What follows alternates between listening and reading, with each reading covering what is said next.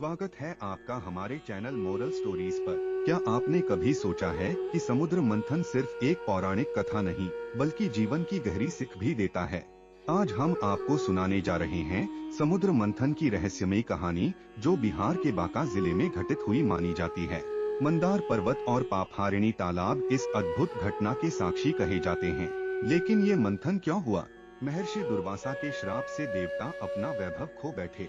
जब उन्होंने भगवान विष्णु से समाधान मांगा तो उन्होंने कहा, समुद्र मंथन करो तभी अमृत मिलेगा। लेकिन इसमें एक ट्विस्ट था, देवताओं को असुरों के साथ मिलकर मंथन करना था। तो चलिए जानते हैं उन 14 रहस्यमय रत्नों के बारे में जो समुद्र मंथन से निकले और जिनसे हमें जिंदगी की बेहद अहम सीख मिलती है। एक, हलाहल विष। सबसे पहले जहर क्यों निकला?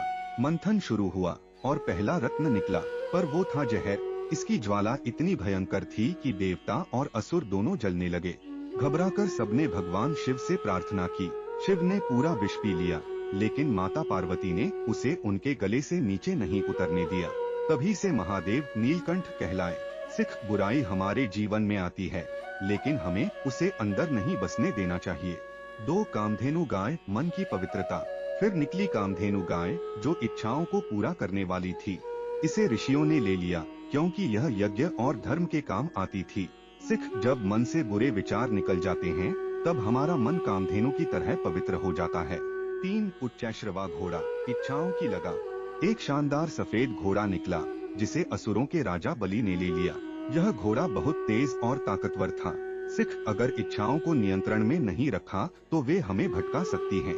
4, ऐरावत हाथी। शुद्ध बुद्धि का प्रतीक। देवताओं के राजा इंद्र को मिला ऐरावत, एक श्वेत 4 दांतों वाला दिव्य हाथी। सिख, जब मन बुराइयों से दूर होता है तभी बुद्धि शुद्ध होती है। 5, कौस्तुभ मणि। असली चमक कहाँ है? एक चमकदार मणि निकली जिसे भगवान विष्णु ने अपने हृदय पर धारण कर लिया। सिख, असली चमक बाहरी गहनों में नहीं बल्कि हमारे सद्गुणों में होती है। 6, कल्पवृक्ष। इच्छाओं का अंत। कल्पवृक्ष जो मनचाही इच्छाएं पूरी करता था, देवताओं को मिला। सिख, जब मन शांत होता है तो इच्छाएं स्वतः समाप्त हो जाती हैं। 7, रंभा अप्सरा। आकर्षण का सच। एक सुंदर अप्सरा जिसे इंद्र ने अपनी सभा में शामिल कर लिया। सिख, असली सुंदरता बाहरी नहीं बल्कि आंतरिक गुणों में होती है। 8, देवी लक्ष्मी। समृद्धि किनके पास जाती है? सबसे खास पल देवी लक्ष्मी प्रकट हुई। सभी चाहते थे कि वे उनके पास रहें, लेकिन लक्ष्मी जी ने भगवान विष्णु को अपना पति चुना। सिख, धन उन्हीं के पास रहता है जो कर्मठ और धर्मपरायण होते हैं। 9, वारुणी मदिरा। विनाश का कारण। नशा जो असुरों को मिला और उन्होंने उसे अपनाकर अपनी शक्ति को बर्बाद कर दिया। सिख, नशा इंसान को उसकी बुराइयों के साथ जोड़ देता है। 10, चंद्रमा। शांति का प्रतीक। शीतलता प्रदान करने वाले चंद्रमा जिन्हें भगवान शिव ने अपने मस्तक पर धारण कर लिया। सिख, मन की शुद्धि ही असली शांति है।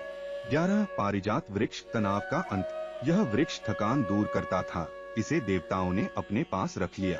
सिख, जब मन शांत होता है तब शरीर की थकान भी मिट जाती है। 12, पांचजन्य शंख। विजय का प्रतीक। शंख की ध्वनि शक्ति और विजय का प्रतीक बनी, जिसे भगवान विष्णु ने धारण किया। सिख, जब मन मजबूत होता है तब जीत निश्चित होती है। 13, भगवान धन्वंतरी। स्वास्थ्य का उपहार। भगवान धन्वंतरी आयुर्वेद और स्वास्थ्य के प्रतीक थे। सिख, असली धन स्वास्थ्य है, जिसे कभी नजरअंदाज नहीं करना चाहिए।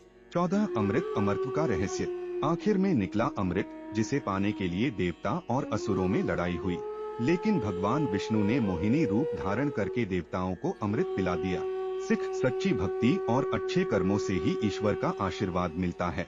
तो दोस्तों, ये थी समुद्र मंथन की अद्भुत कथा और इससे मिलने वाली गहरी सीख। अगर आपको यह कहानी पसंद आई तो लाइक, शेयर और हमारे चैनल मोरल स्टोरीज को सब्सक्राइब करना न भूलें। जल्द मिलेंगे एक और रोचक और प्रेरणादायक कहानी के साथ। धन्यवाद।